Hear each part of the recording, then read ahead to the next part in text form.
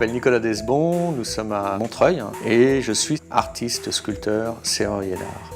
Je suis tombé dans l'acier lors de mes études aux États-Unis. J'étais parti pour faire du design industriel et j'ai eu l'occasion de prendre une classe de métal. Et voilà, ça a été le choc, la rencontre, la spontanéité du matériau qui m'a permis en 1 heure de fabriquer un objet et de repartir avec. Le coup de cœur.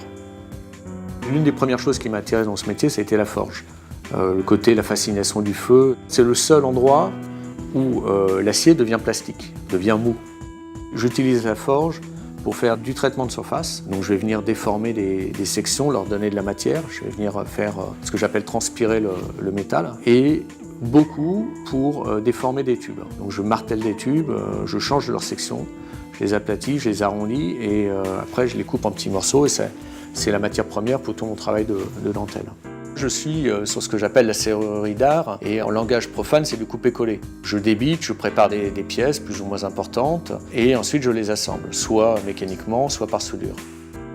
Le principe de création est total, c'est-à-dire qu'il s'inscrit dans un projet plus large qui est rattaché à la dynamique de l'atelier. L'atelier, il a plusieurs jambes pour tourner. Il travaille sur du bâtiment, il travaille avec des particuliers. N'importe qui arrive avec un projet spécifique. En comportant de l'acier, on doit pouvoir répondre et fabriquer. Et ça interréagit ensuite avec mon travail de sculpture.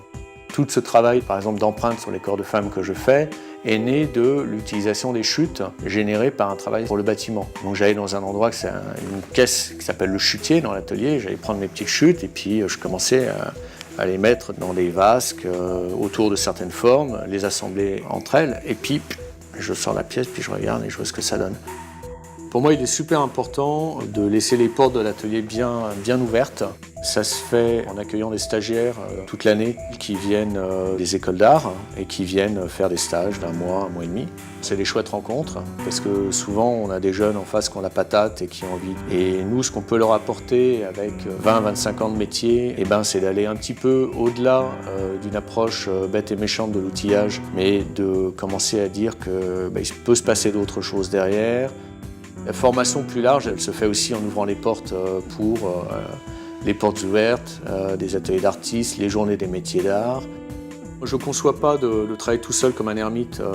Dans un processus créatif, ce qui m'intéresse, c'est la rencontre, c'est de pouvoir parler avec des gens. Je me sens perpétuellement être dans un doute. Et du coup, la discussion autour d'un projet, elle est toujours enrichissante. Au niveau des projets, à terme et d'ici 10 ans, c'est de monter un bel endroit pour les sculpteurs en province, donc au calme, au vert, un peu loin d'Internet, pour avoir de la place, pour pouvoir continuer à transmettre le savoir-faire d'une autre manière et accueillir des artistes, faire de la résidence d'artistes. L'artisanat, surtout dans les filières artistiques, n'a jamais été aussi riche que là en ce moment. Il se passe des choses, il y a des gens qui font des travaux extraordinaires. C'est riche, c'est riche. Il n'y a pas d'autre avantage que celui pour moi d'être passionné. Il faut avoir la patate, il faut en avoir vraiment envie. Parce que ce n'est pas un chemin qui est forcément facile. Par contre, c'est un chemin qui est passionnant.